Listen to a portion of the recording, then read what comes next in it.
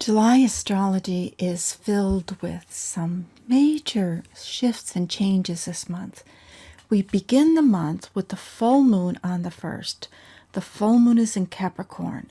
It is on a line, it's called the heliocentric node of Jupiter, which is expanding. So there's this feeling of wanting to expand, wanting to be able to have it all, especially because we just went through the Venus. We have Venus with Jupiter in Leo, opening of the heart, opening of our desire body to express ourselves, to enjoy life, to have fun, to laugh. So this month begins with this huge enthusiasm to feel, I want to grasp the wholeness of life. Yet the balance with the Cancer energy, and the moon is conjunct the full moon chart. The sun is conjunct Mars, bringing this intensity. And of course, this Mars is opposite moon, connected to Pluto, this deep, intense feeling of wanting to be in charge.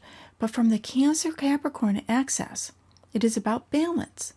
Balance between emotional well-being and what you want to do, what you want to accomplish, what you want to achieve for your personal life, what's important for you. The major points this month are the full moons. We begin the month with a full moon. It's a blue moon month. We end the month with a full moon. And right in the middle, in the 15th, we have the new moon in Cancer. And from this fullness that the month begins, I want to do it all, and I feel very strong about it. We go to the new moon in Cancer, which is now connected to the node of Saturn, which brings a seriousness about it. So there's this depth of seriousness about how do I get to have what I want.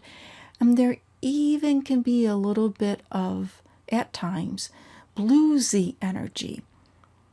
If you feeling emotional, if you're feeling a little bit down, it is telling you there's a message here.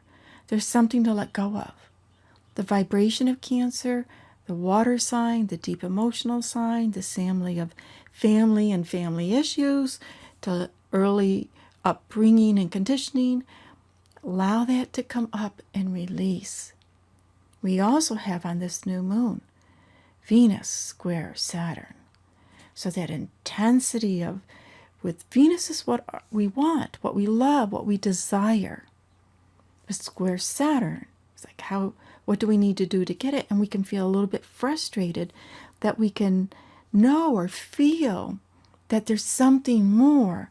But see, the obstacles, the reality of what appears in our material world, that appears to be confronting us. It may all be an illusion, but it can appear very real.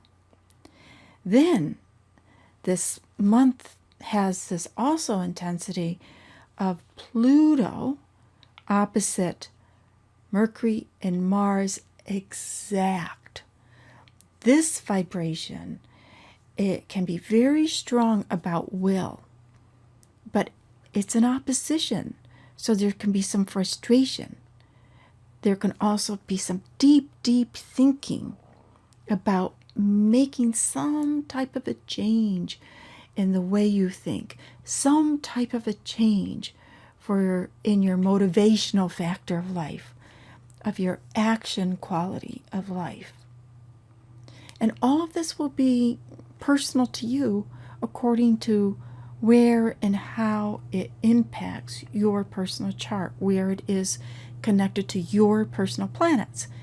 If you don't know where your personal planets are, request a free chart so you can look at your planets and the planets where they are right now and understand more why you're feeling, why what is happening, and what is to come to happen. Then the other major influence is Venus retrograde.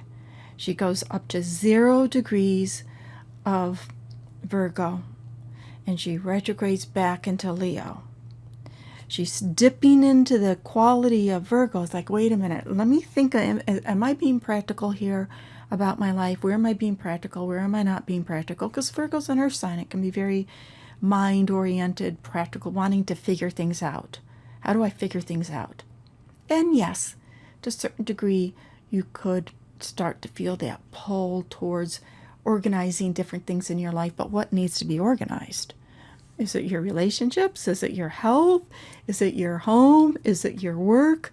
Again, that's up to your own personal chart and if it's where and when it's impacting your personal planets. The next major shift, see, this happens on July 25th, July 26th, boom, we got Uranus going retrograde. Uranus goes retrograde once a year, and it's this vibration of sudden shifts. And if anything is going on in your life that you don't like, remember it is about getting rid of, shedding that which is unnecessary so you can be true to your authentic life's purpose. And a lot of times a Uranian shift will do that. Things can come out of the blue, whether it happens to you or you feel it within yourself.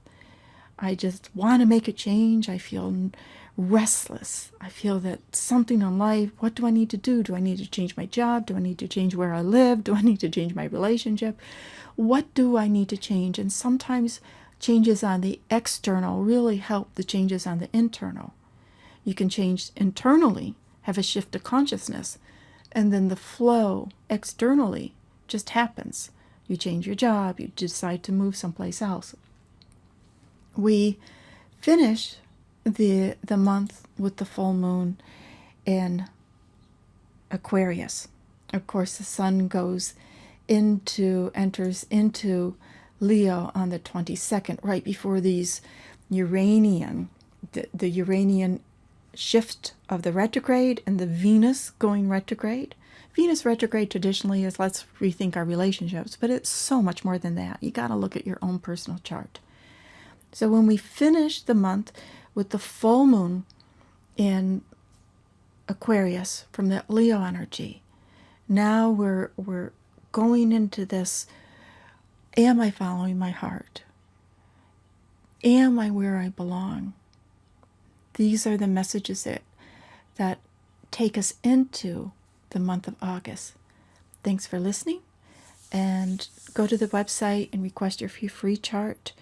If you already know it and you want to stay in touch with me, you can sign up for the newsletter. Thank you very much, and have a great month.